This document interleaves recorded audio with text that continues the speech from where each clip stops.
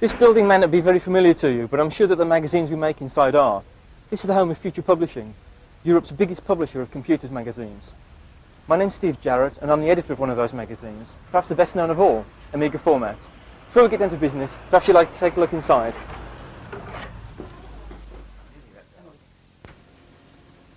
These are the offices of the biggest, best, and most famous Amiga magazine, Amiga Format. And here are a few of the people that work long and hard to bring you the most read Amiga magazine on the newsstands. Behind me is Sue White, Amiga Format's art editor. She's responsible for making sure the magazine looks as good as it does. This is Richard Jones. He's our production editor. He reads everything we write, takes out all the spelling mistakes, and makes sure it's fit to print. And this is Nick Veach, consultant editor and Amiga Format's resident technical expert. Anyway, let's leave them to get on with their work. Let's go to my desk.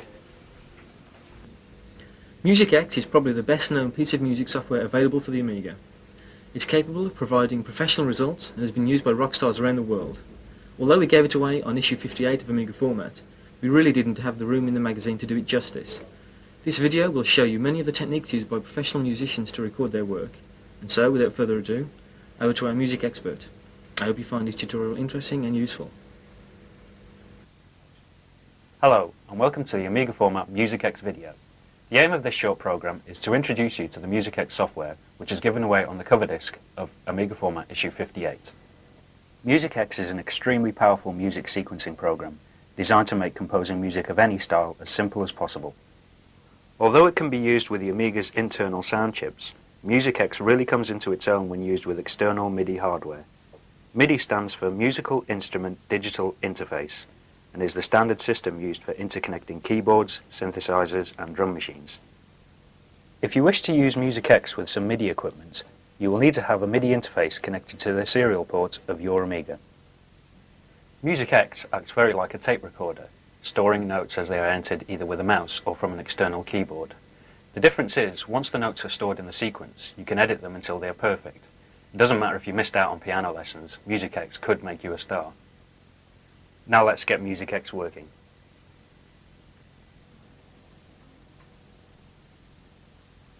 After the title page has appeared, the program will load and you'll see the main sequence page. It looks rather complicated, but you'll soon get the hang of it.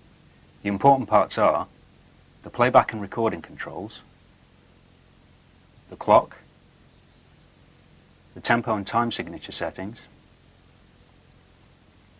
the editing controls, the sequence playback display, and the main sequence list. You'll hear a lot about sequences when using MusicX. A sequence is usually a collection of notes that make up a distinct part of a tune, for example, a bass line or a melody. MusicX can store up to 250 different sequences, and by arranging these in different ways, you can create the different parts of a song.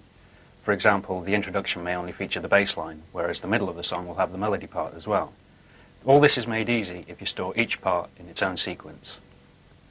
A sequence can contain more information than notes alone. Special MIDI control data can be included to provide a way of altering the volume and pitch of notes. It's also possible to start and stop other sequences playing. I know this sounds complicated, but it's a very powerful feature that you use again and again. Let's get started by loading a tune I created earlier. This tune makes use of some external MIDI hardware. To load a song, or a performance as MusicX calls it, use the menu option like this.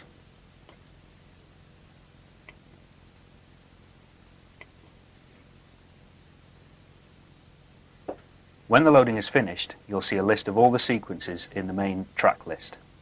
Each sequence has a name and lots of other associated information. SEQ is the sequence number. As I said, there can be up to 250 different sequences. Mem is an indication as to the amount of memory a sequence has taken to store. Bars is the length of the sequence in bars. Channels is a list of the MIDI channels used in the sequence, or the audio channels used. CST. A C here means the sequence contains MIDI control information, such as volume or pan. An S means the sequence starts other sequences. And a T means the sequence contains extra tempo information. Time. A sequence can work in relative or absolute time. Absolute time is really only used when using external synchronization. Name. The sequence is given a name when it is created. Try to use a name which means something, at least to you. Out. EXT means the sequence uses an external source, in other words, MIDI. INT means the sequence is relying on the Amiga's internal sound chips to make noise. The arrows are used to either switch the sequence off altogether or set the time when it starts playing. When set to 0, the sequence will start, then the main clock is reset by clicking on the begin button. You can move up and down the track list by clicking on these arrows.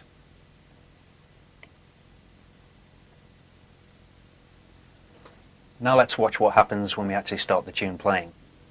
First we click on begin to make sure that we're playing from the beginning of the sequence. Then we click on play.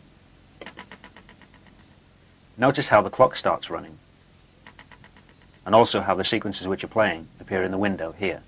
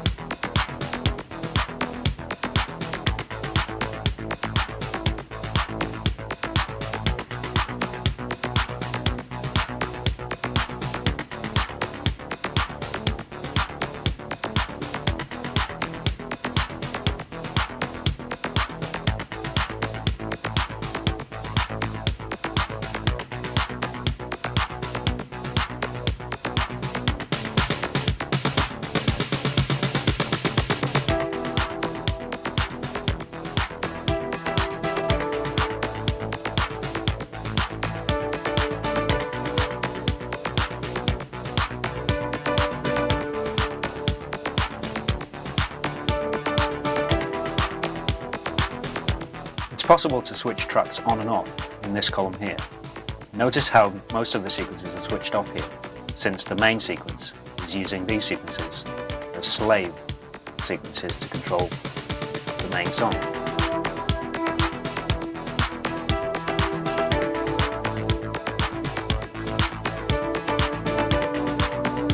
Watch how you can also alter the tempo setting.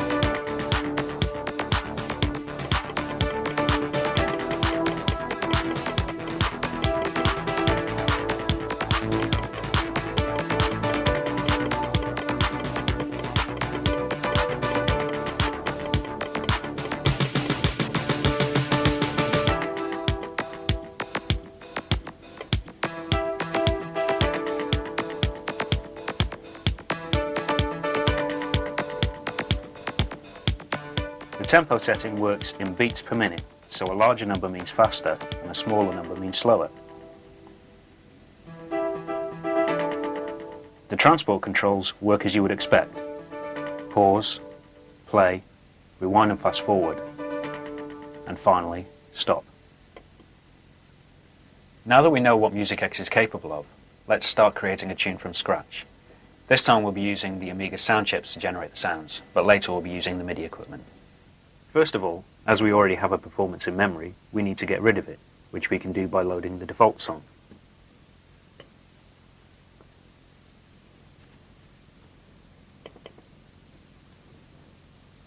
This is the tune which MusicX always loads when it first starts. Unless you save over it, this will be blank with a useful metronome sequence. Now we'll load in some samples to form our instruments, which is done in the Amiga samples page.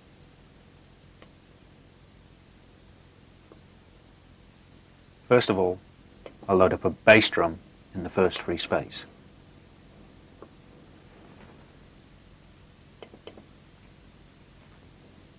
Moving on, load a snare drum.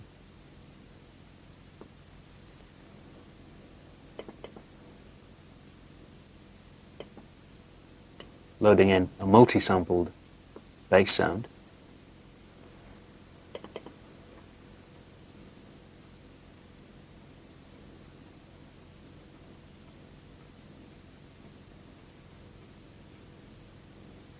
And finally, to add some melody, a guitar sound. We can preview the samples by pressing C on the keyboard. The samples can always be tuned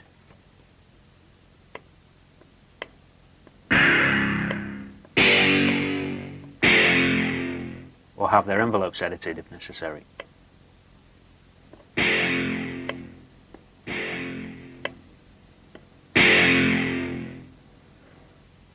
Now that all the samples have been loaded, we can return to the main sequence page to start actually writing a song. Let's create our first sequence. First of all, click on the second track down, which is the first free track. Now we'll use the special bar editor to actually enter the notes. This page is where notes and other control information are inserted.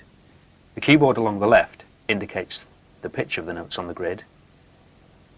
The numbers along the bottom are a measure of time. The screen will scroll from right to left as necessary.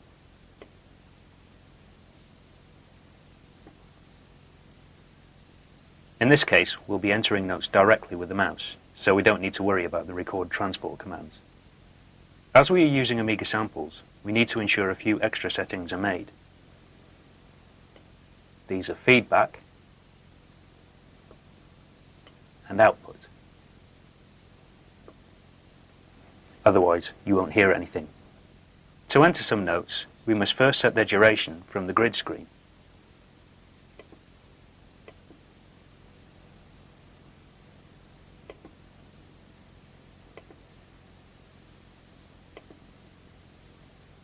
Now we can use Add from the tool list.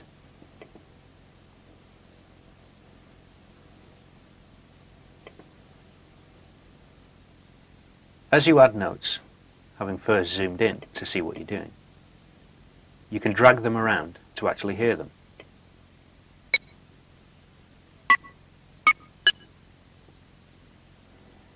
When you think you've got everything right, you can hear your masterpiece by pressing play in the transport controls.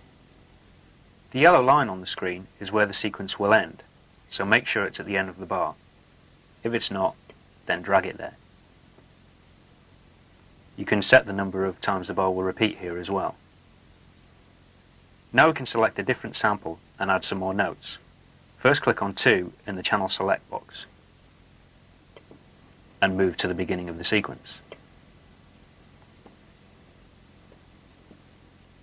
Remember, you can zoom in and out of the display to work on a size which is comfortable for you. The snap option is set on, which means all notes are positioned to within the resolution set in the grid menu. So let's add some drum notes.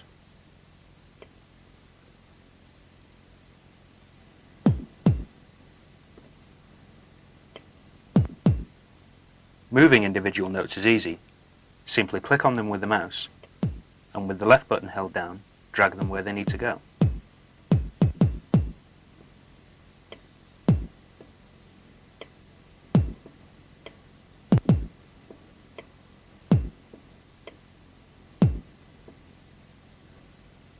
As well as dragging notes with the mouse, you can also change the pitch of a note by highlighting it and using the cursor keys to move up and down. It's also possible to change their duration if you press the cursor keys while Shift is held down. The size of the jumps are again determined by the value set in the grid window. To alter many notes, you must use Select from the tool list and drag a box around the notes. In this way, a group of notes can have their length altered or be shifted up and down in pitch.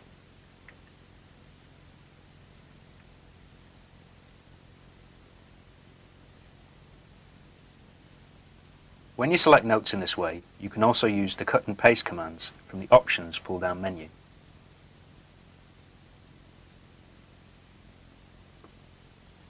When finished, choose Exit from the File menu and click on Store. Now we're back in the main sequencer, where we can rename the sequence.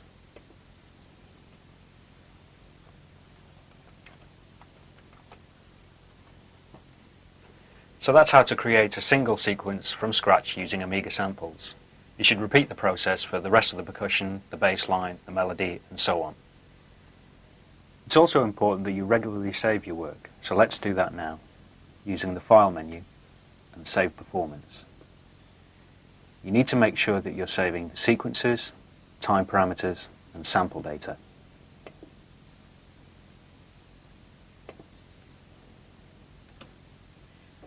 Assuming we've created all the sequences that we need, it's now time to arrange them into a song. Remember how I said that sequences can trigger other sequences? That's how we can build up a full arrangement. What we're going to do is create a master sequence that can play all the individual parts. First of all, we should stop all the sequences from playing. Now we can create our master sequence. Pick an unused track and edit it. Now we're back in the bar editor, but instead of adding notes, this time we're going to add sequences. Set the grid size to maximum to simplify things.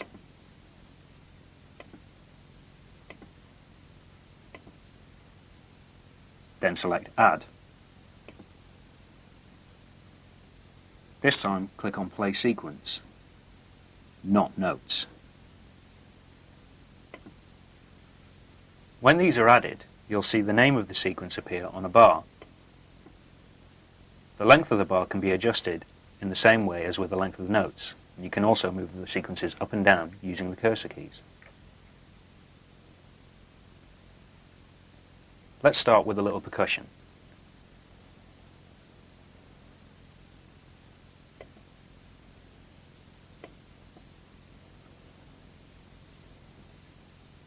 Then add some bass starting a bar later.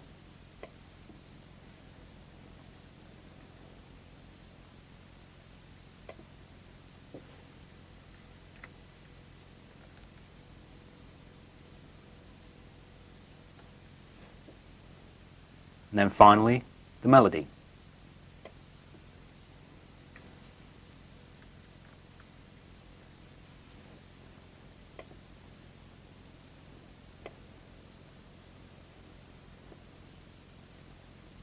Now we can return to the main sequencer page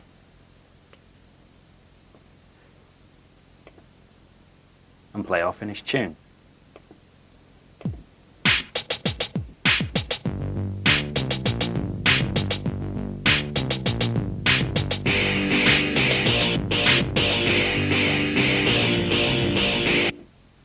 Not bad, eh? Although the Amiga sound is quite good, it's only 8-bit, which means, although it's fine for games, it's hardly good enough for a professional piece of music. Another restriction is due to the hardware. You can only play 4 samples at the same time, which can be a bit limiting. What you really need to do to get the best results out of MusicX is try and get hold of some external MIDI equipment. A sound module, such as the Roland Sound Canvas, can play up to 16 high-quality sounds at once, including some really good drum sounds. Furthermore, a proper music keyboard, either a dedicated controller keyboard or a synthesizer such as this, can be used to enter notes directly into the sequencer, which speeds up the process tremendously. To use MIDI equipment like this, you'll need a MIDI interface plugged into the Amiga's serial port, with cables running to the keyboard and the sound module. The MIDI in socket on the interface connects to the MIDI out socket of the keyboard, and the MIDI out socket of the interface connects to the MIDI in socket of the sound module. You'll also need some way of listening to the output from the sound module, such as an amplifier or headphones, otherwise you won't hear anything. Right, now it's time to start to play a tune using the keyboard. We can erase everything by loading the default performance again.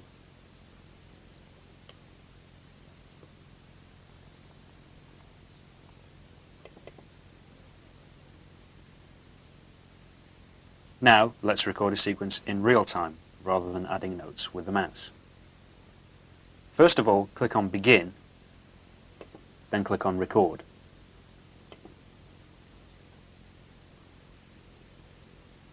When you think you're ready, click on Go.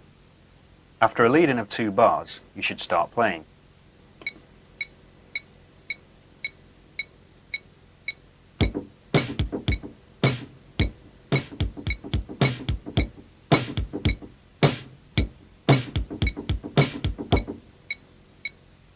When you've finished, press stop.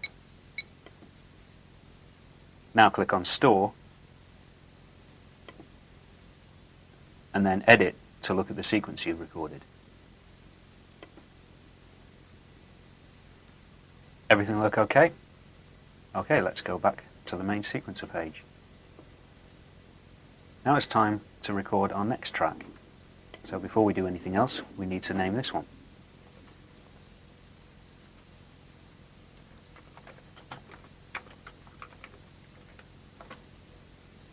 Let's add a bit of percussion to that.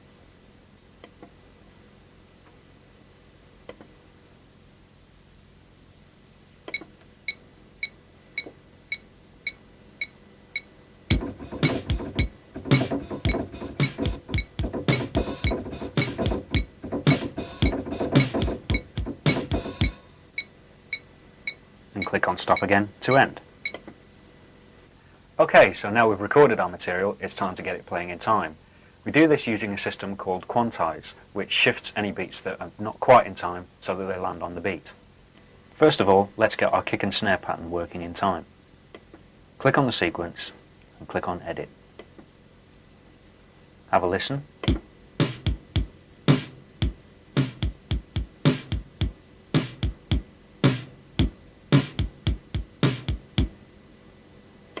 Yes, could be a bit tighter.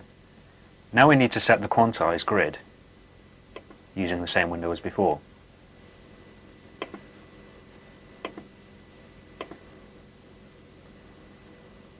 Call up quantize from the modules menu. Make sure all is clicked. Select quantize. Test it out.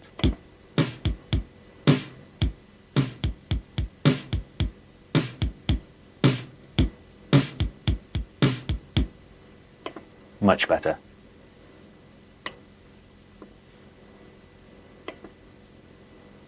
Now we need to do the same for the hi-hat pattern, and everything will be in time. Okay, so now we've got everything running in time, we need to record some kind of bass line. We'll use a different system for this, which is step time recording.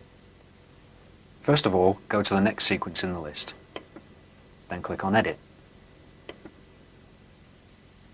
Make sure the grid is set to the value that you want.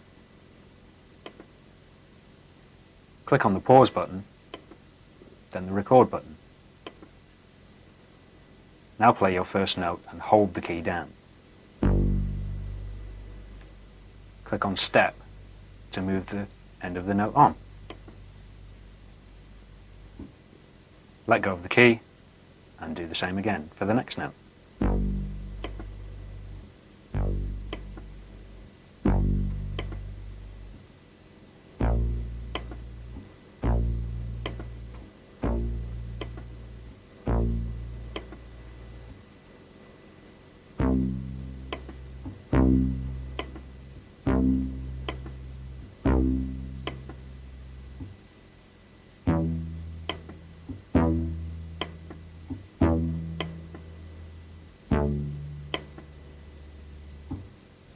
When you're finished, click on Stop, then release the pause. Let's hear how it sounds.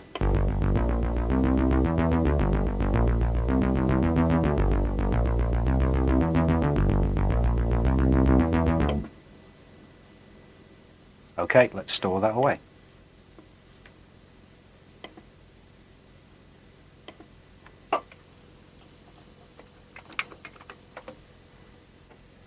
Once you've got all your sequences in memory, you can actually set up a control sequence in the same way that you would with samples.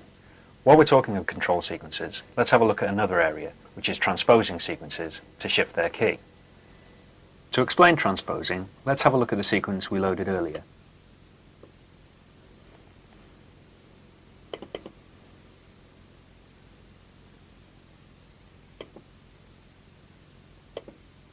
Going into the control sequence, we can have a look at how the bass line is constructed. First of all, just using a trigger sequence. But later, notice there are multiple uses of the same sequence in a row. This is because each sequence can be shifted up or down in semitones, changing the key that the whole sequence plays in.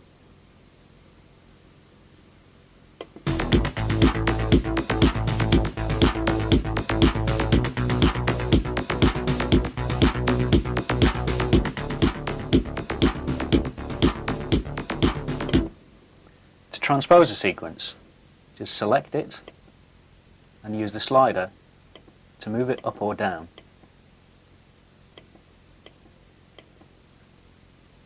Remember that 12 steps will shift it up or down 1 octave. There are other areas of MusicX to consider, such as synchronizing to tape recorders, using the librarian to dump data to disk, or using the filter to set up keyboard maps. These are the more complex areas of the program that you don't really need to know to get started and have fun. We've given you all the basics you need to know to record, edit, and play your own sequence files. So, before long, you too could be doing music just as good as this.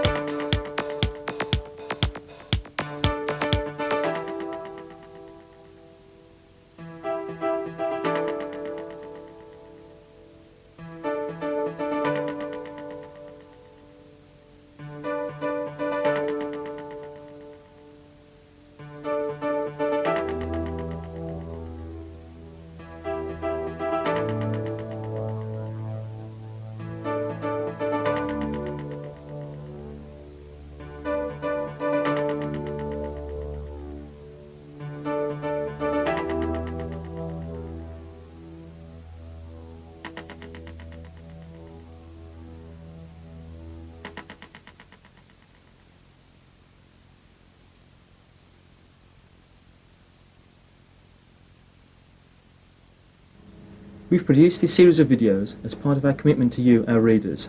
If you have any suggestions on how we should improve the videos or the magazine itself, please write to me, Steve Jarrett, at the address at the end of this video. Thanks for joining us. Hope to see you again soon. Additional videos in the Amiga format range include Personal Paint, an introduction to the A1200, A1200 hard drives, upgrading your machine, MusicX, Multimedia, Desktop Video Volume 1, Desktop Video Volume 2, and finally the Amiga Format Guide to Clarissa. Priced at just $14.99 each, or any three for $34.95, they represent excellent value for money. For further details, contact BVG at the address given at the end of this video.